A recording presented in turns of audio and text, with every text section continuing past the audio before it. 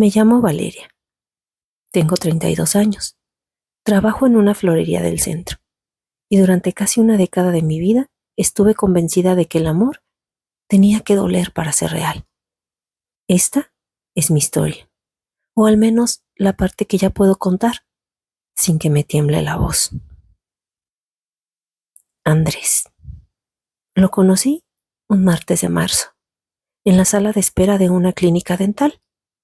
Él estaba sentado con una revista que claramente no estaba leyendo. Y yo estaba nerviosa porque odio los dentistas y necesitaba pensar en otra cosa. Le pregunté la hora, aunque traía mi celular en la mano.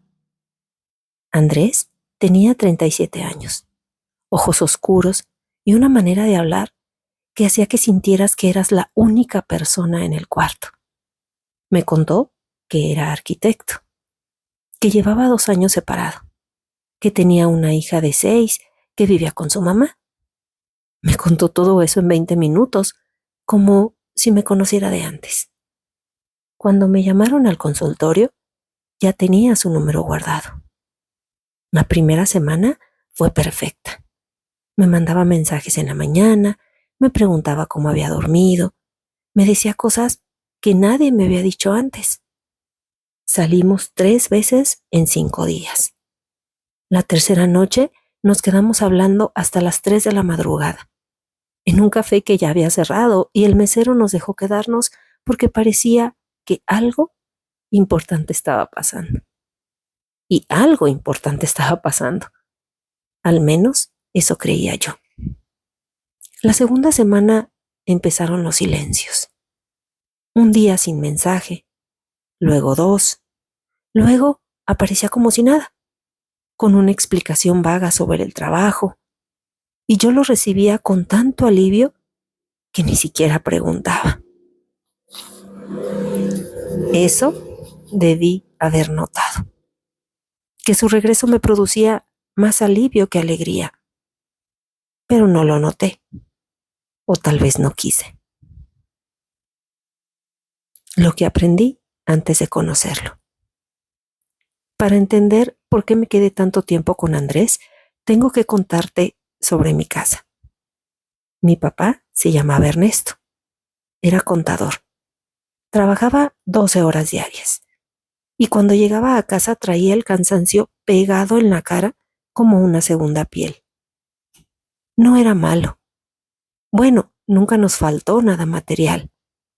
Pero emocionalmente era como una habitación con las persianas cerradas. Adentro había algo, pero no entraba luz. Mi mamá, Cecilia, pasó años de su vida tratando de abrir esas persianas. Lo esperaba despierta. Tenía la cena lista, aunque llegara a las 11 de la noche. Cuando él llegaba tarde sin avisar, primero lloraba, luego se enojaba, luego volvía a llorar.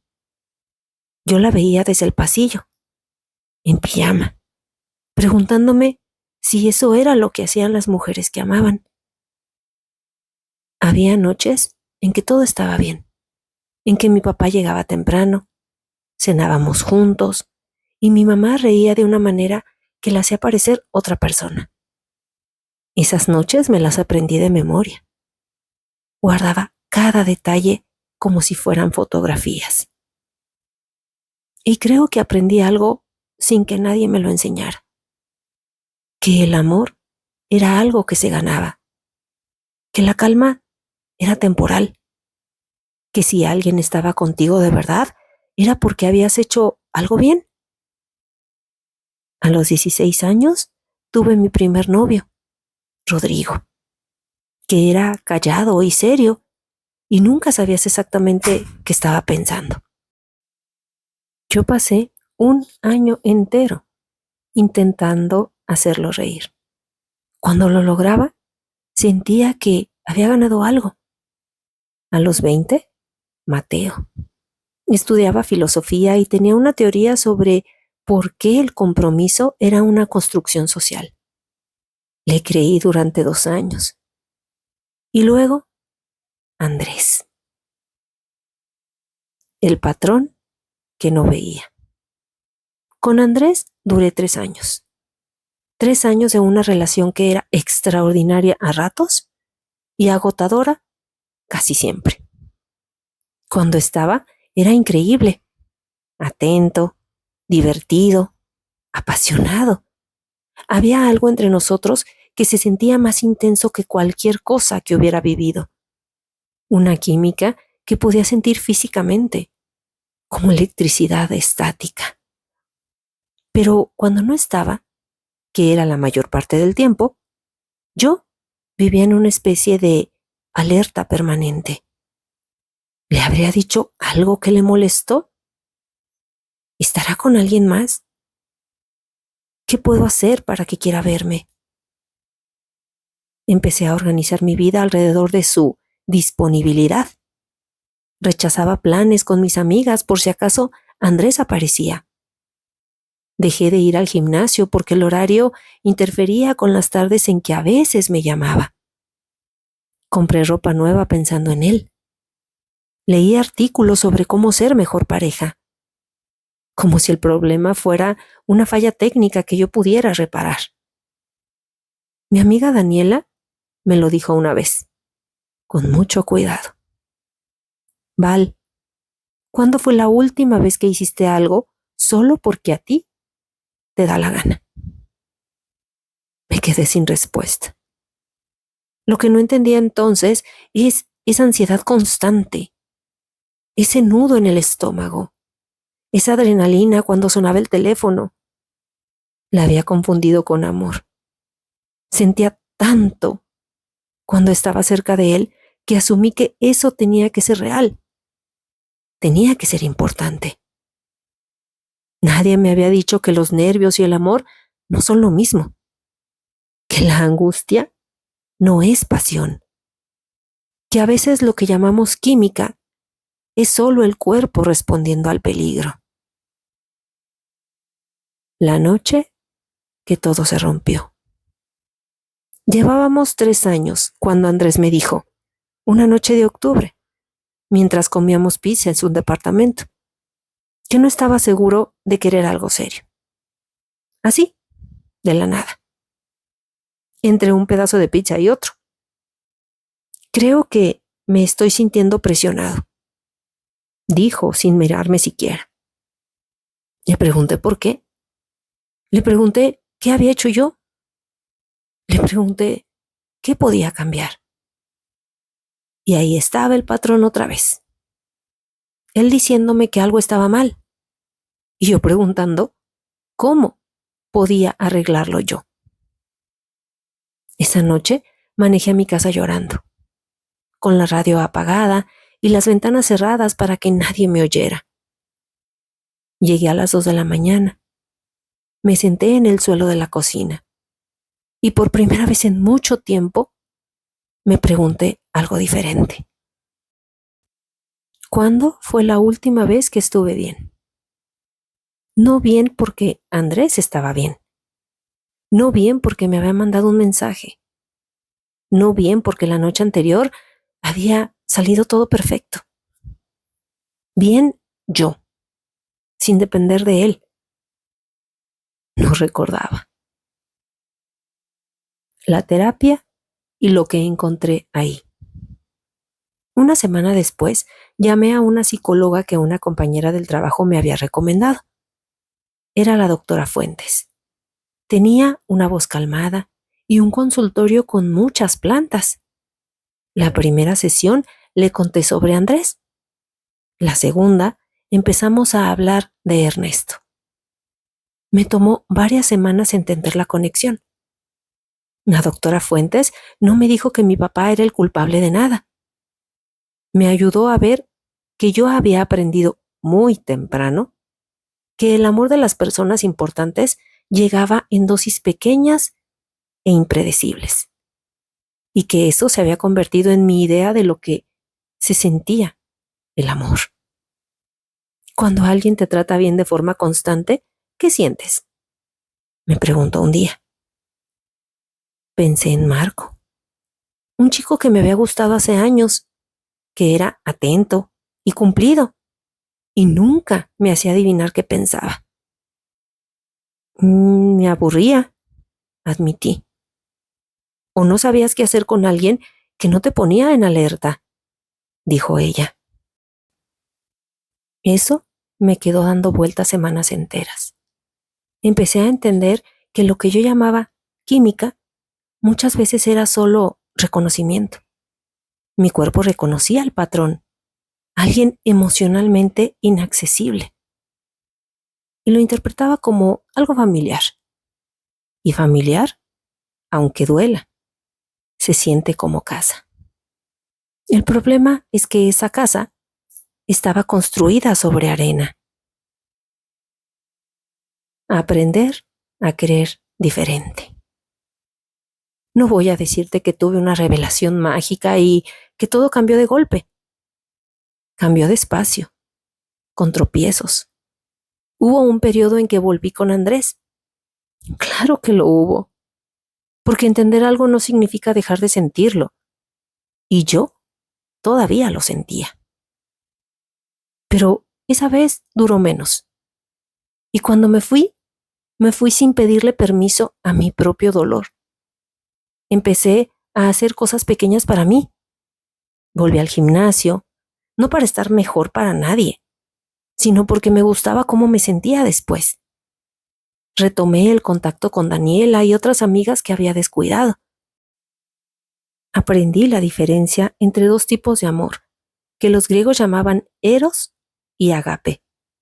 El eros es el amor que arde, que consume, que vive de la distancia y el obstáculo. El agape es el amor que construye, que permanece, que no necesita del drama para existir.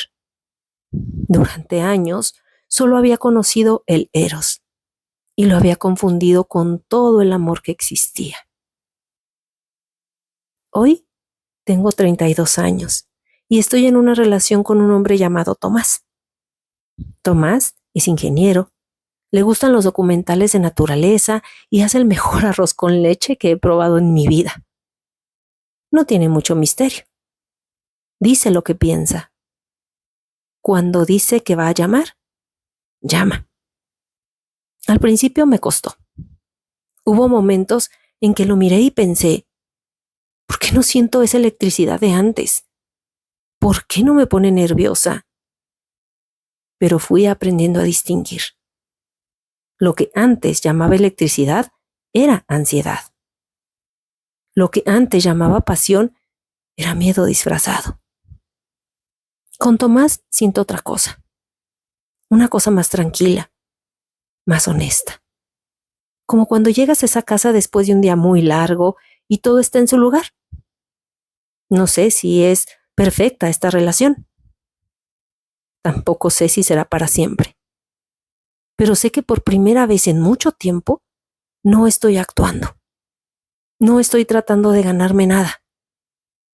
No estoy esperando que el teléfono suene para poder respirar. Estoy simplemente aquí. Y resulta que eso también puede sentirse como amor. Un amor diferente. Un amor real. Quiero que pienses en alguien.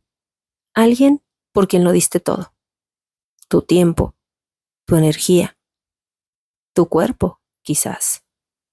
Alguien con quien la conexión se sentía tan intensa, tan eléctrica, tan real, que juraste que eso era amor. Y aún así, esa persona nunca estuvo del todo contigo. Quizás era alguien casado. Alguien que no estaba listo para una relación. Alguien que llegaba y se iba según le convenía. Alguien que te hacía sentir todo cuando estaba y absolutamente nada cuando se iba. Y lo extraño no era que lo quisieras.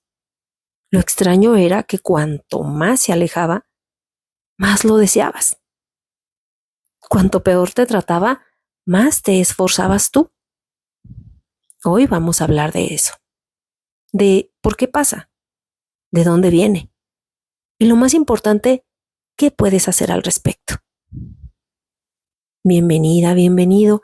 Esto va a ser una conversación larga. porque este tema se merece tiempo. Así que ponte cómoda, hazte un cafecito o lo que quieras y quedémonos un rato aquí juntas. Hay una pregunta que muchas mujeres y también hombres se hacen cuando por fin salen de una relación destructiva. Y la pregunta no es, ¿por qué aguanté tanto? La pregunta es, ¿por qué se sentía tan bien? ¿Por qué el problema no es que la relación era horrible todo el tiempo? El problema es que había momentos que se sentían increíbles. Momentos en que la conexión, la química, la intimidad se sentían como lo más real que había vivido. Y eso es exactamente lo que hace que sea tan difícil salir. Déjame explicarte algo sobre cómo funciona tu cerebro en estas situaciones. Cuando estás en una relación estable, previsible, segura, tu sistema nervioso está tranquilo. Y tranquilo, a veces, lo confundimos con aburrido. Pero cuando estás en una relación incierta, cuando no sabes si va a llamar, cuando no sabes cómo va a recibirte hoy, cuando cada encuentro puede ser maravilloso o devastador, tu cuerpo entra en un estado de alerta constante. Y ese estado de alerta tiene un efecto muy concreto. Hace que todo se sienta más intenso. Las peleas duelen más. Las reconciliaciones se sienten más dulces. El sexo, si lo hay, puede sentirse absolutamente extraordinario. No porque la relación sea buena, sino porque estás en un estado de tensión casi permanente. Y cualquier alivio a esa tensión se convierte en una explosión de sensaciones. Los psicólogos tienen un nombre para esto: refuerzo intermitente. Es el mismo principio que hace que las máquinas tragamonedas sean tan adictivas. No te dan premio siempre. Te dan premio a veces, de forma impredecible. Y eso es exactamente lo que engancha. Si la máquina te diera dinero cada vez que jalas la palanca, pronto dejarías de sentir emoción. Pero si a veces sí y a veces no, y nunca sabes cuándo, puedes quedarte horas. Una relación con alguien emocionalmente inaccesible funciona igual. A veces está, a veces no, a veces es cariñoso, a veces es frío. Y en lugar de que eso te aleje, te engancha más. Y aquí viene algo que puede ser incómodo de escuchar. Esa adicción a la intensidad no es un defecto en tu carácter. No significa que estás loca. Tampoco quiere decir que te gusta sufrir. Significa que en algún momento de tu vida aprendiste a asociar amor con incertidumbre. Y eso es algo que se aprende. No naciste así. ¿De dónde viene ese aprendizaje? Es lo que vamos a descubrir ahora. Antes de que tuvieras tu primera relación romántica, ya tenías una idea de lo que era el amor. La tenías porque la viviste, en tu casa, con tus padres o con quien te crió. Y aquí está la parte que mucha gente no quiere ver. Lo que viste en casa se convirtió en tu plantilla. No la plantilla de lo que querías para tu vida.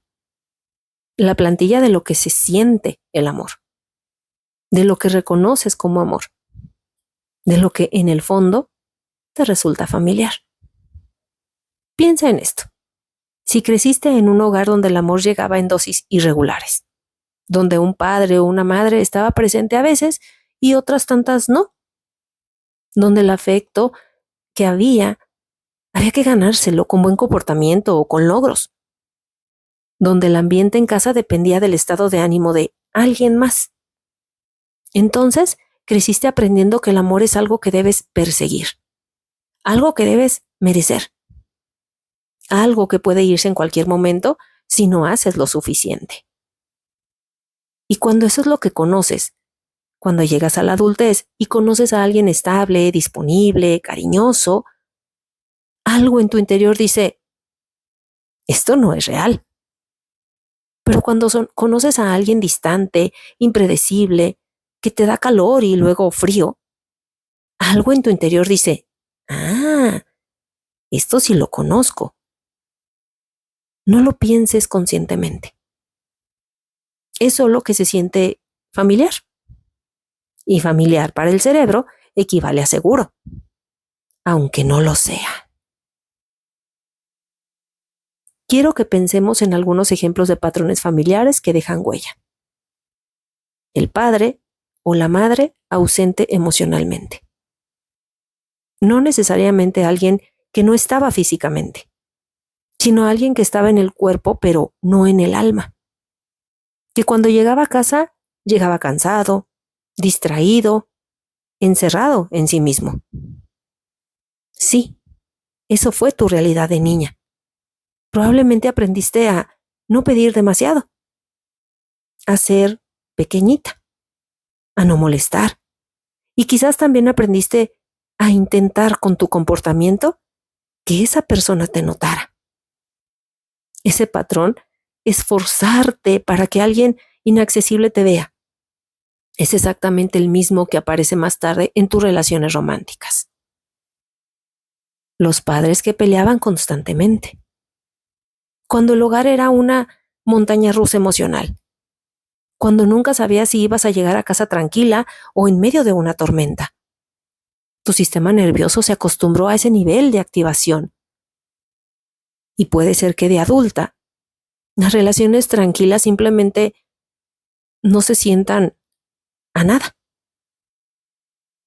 Que necesitas algo de drama para sentir que la relación es real. No porque lo elijas conscientemente, sino porque es lo que tu cuerpo reconoce como amor. El cuidado condicionado. Cuando de niña el afecto dependía de tu desempeño, de tus calificaciones, de tu comportamiento, de qué tan buena niña eras. Aprendes que el amor se gana, no se da. Y de adulta vas a relaciones donde tienes que seguir ganándolo. Donde si das lo suficiente, si eres suficientemente buena, suficientemente flexible. Quizás esta vez sí se queden contigo. Quiero ser muy clara en algo. Esto no es un ataque a tus padres. La mayoría de las personas que nos criaron hicieron lo mejor que podían con lo que tenían. Muchos de ellos también cargaban con sus propias heridas que nunca sanaron. Pero entender de dónde vienen sus patrones, o los tuyos, no es culpar a nadie. Es simplemente ver el origen, para poder hacer algo diferente. Hay una frase que me parece muy poderosa. No elegimos lo que aprendemos de niños, pero de adultos podemos elegir qué hacer con eso. Y ese es exactamente el trabajo que vamos a explorar hoy.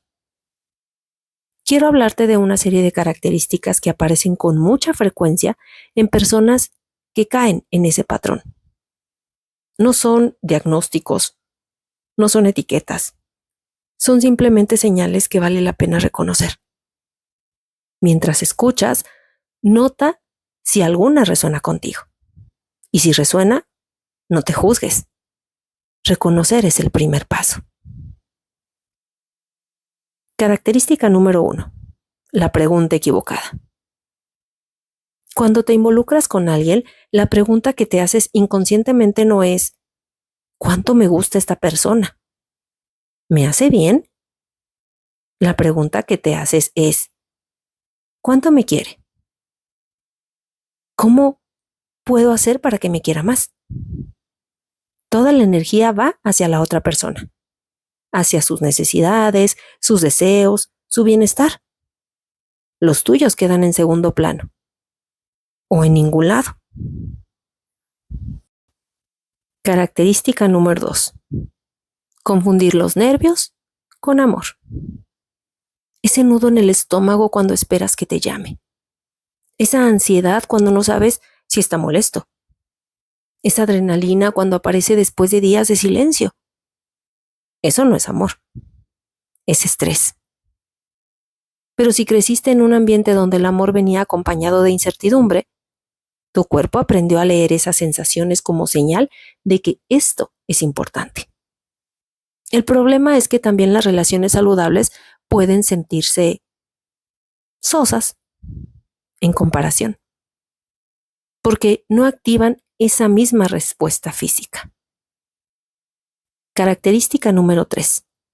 Reducir tu vida al tamaño de la relación. Dejas de ver amigas porque prefieres estar disponible para él. Descuidas tu trabajo, tus proyectos, tus hobbies. Empiezas a mentir a las personas cercanas sobre cómo estás, porque no quieres que critiquen la relación. Poco a poco tu mundo se va encogiendo, hasta que solamente queda él en el centro. Y cuanto más pequeño es tu mundo, más importante se vuelve él. Y más difícil es imaginar salir. Característica número 4. Esforzarte más cuando menos recibes. Esto es quizás el patrón más doloroso. En lugar de que el maltrato se te aleje, te lleva a preguntarte qué hiciste mal y cómo puedes hacerlo mejor. Él se aleja, tú te acercas más. Él está frío, tú buscas la manera de hacerlo sonreír. Él te dice algo hiriente, tú buscas cómo no provocarlo. Es una trampa, porque cuanto más te esfuerzas, más invisible se vuelve tu propio dolor. Característica número 5. Sentirte incómoda con alguien bueno. Esta es la más difícil de admitir. Cuando alguien te trata bien de verdad, alguien disponible, coherente, que cumple con lo que dice, puede sentirse raro, incluso aburrido. Y puedes encontrarte buscando defectos o simplemente sintiéndote sin química, sin fuego, porque tu cuerpo no reconoce eso como amor todavía. Si te reconociste en alguno de estos puntos, quiero que sepas algo. No estás rota. No estás condenada a repetir esto para siempre. Estás respondiendo de manera muy predecible a un aprendizaje muy temprano. Y los aprendizajes pueden cambiar. Eros y Agape, los dos amores que confundimos todo el tiempo. Quiero hablarte de algo que los griegos entendían y que en nuestra cultura hemos mezclado de una manera que nos complica mucho la vida. Los griegos antiguos usaban palabras distintas para referirse a diferentes tipos de amor. Hoy me quiero enfocar en dos: Eros y Agape. Eros es el amor apasionado. Es el amor que arde, que consume, que no puedes dejar de pensar. En el Eros hay obsesión, anhelo, urgencia. Y también hay sufrimiento. Porque la pasión vive de la distancia, vive del obstáculo. Cuanto más difícil es tener a alguien, más lo deseas. El Eros, de hecho, necesita la fricción para existir. Agape es algo completamente diferente. Es el amor estable, comprometido, profundo. Es el amor que construye, el amor que confía, el amor donde dos personas se ven realmente, se respetan y eligen estar juntos cada día. En el Agape no hay obsesión, hay compañía, hay calma, hay esa sensación de que esta persona es lo mejor para ti. El problema es que en nuestra cultura, en las películas, en las canciones, en los libros, nos enseñaron que el amor verdadero es Eros. Que si no arde, no cuenta. Que si no sufres un poco, no es real, que la intensidad es sinónimo de profundidad. Y eso es una mentira peligrosa. Porque el eros, esa pasión que te quema, a menudo no tiene nada que ver con la persona real que tienes enfrente. Tiene que ver con lo que proyectas en ella, con lo que esperas que sea, con el reto de conquistar lo inconquistable. Y cuando el reto desaparece, si es que desaparece, la pasión también se va. Esto no significa que el agape sea aburrido. Significa que su emoción es de otro tipo. La emoción del agape está en conocer a alguien de verdad, despacio, en descubrir que a alguien le importas, no solo cuando eres perfecta, sino también cuando estás asustada o cuando la riegas o cuando estás triste. La emoción del agape está en la intimidad real, no en la actuación de la intimidad. Y esa intimidad real requiere algo que el eros no tolera: la vulnerabilidad auténtica. Una última cosa sobre esto. El agape no excluye el deseo. Una relación comprometida y real puede tener fuego, pero ese fuego viene de conocerse profundamente, no de perseguir a alguien que se escapa. Hay una diferencia enorme entre el fuego que quema la casa y el fuego que calienta el hogar. ¿Qué puedes hacer? Caminos reales de cambio. Llegamos a la parte que más importa. Y voy a ser honesta contigo desde el principio. Esto no se arregla escuchando este video. No se arregla dándote cuenta. No se arregla en una semana o a lo mejor ni en un mes. Cambiar patrones profundos es un trabajo real, lento, incómodo y absolutamente posible. Hay una diferencia entre ver lo que haces y destruirte por ello. El primer paso no es el cambio. El primer paso es simplemente la honestidad. Estoy haciendo esto es un patrón mío. Sin drama, sin decir es que soy una idiota, solo observando. Cuando ves el patrón con claridad, sin defensas, sin justificaciones, ya no puedes ignorarlo tan fácilmente. Si lo que reconoces con amor es la agitación, una relación sana va a sentirse extraña al principio. Y aquí hay un trabajo práctico. Cuando estés con alguien estable y sientas ese aburrimiento raro, párate y pregúntate: ¿esto que siento es realmente aburrimiento? ¿O es que no sé qué hacer? Cuando no hay que estar en guardia. Esa incomodidad con la calma no es señal de que la persona sea la equivocada. Puede ser señal de que aún no estás acostumbrada a algo sano. Una de las consecuencias más dolorosas de este patrón es que pierdas contacto con lo que tú quieres, sientes y necesitas. Todo el radar apunta hacia afuera y adentro hay silencio o caos. Reconectar contigo puede ser tan simple como: ¿qué me gusta hacer? ¿Qué me hace reír? ¿Qué cosas tengo ganas de explorar? Recuperar esas respuestas, tus respuestas, no las de él, es recuperar terreno. Este tipo de patrón tiene raíces emocionales profundas y a veces se necesita a alguien entrenado para acompañar este proceso: un terapeuta, un psicólogo, un grupo de apoyo. Y no porque estés loca, sino porque todos necesitamos acompañamiento para ver lo que solos no podemos ver. Si tienes acceso a terapia, no lo pospongas. Si no tienes acceso económico, hay recursos en línea. Este video es para eso, para que te des cuenta y aprendas un poquito. No tienes que hacer esto sola. Lo último y lo más importante es la paciencia contigo misma. Vas a tener días en que sientas que ya cambiaste y días en que te encuentres haciendo exactamente lo mismo de siempre. Y no has fracasado. Es parte del proceso. Porque el cambio no se da de golpe. Es poco a poco. Tú sigue construyendo algo nuevo.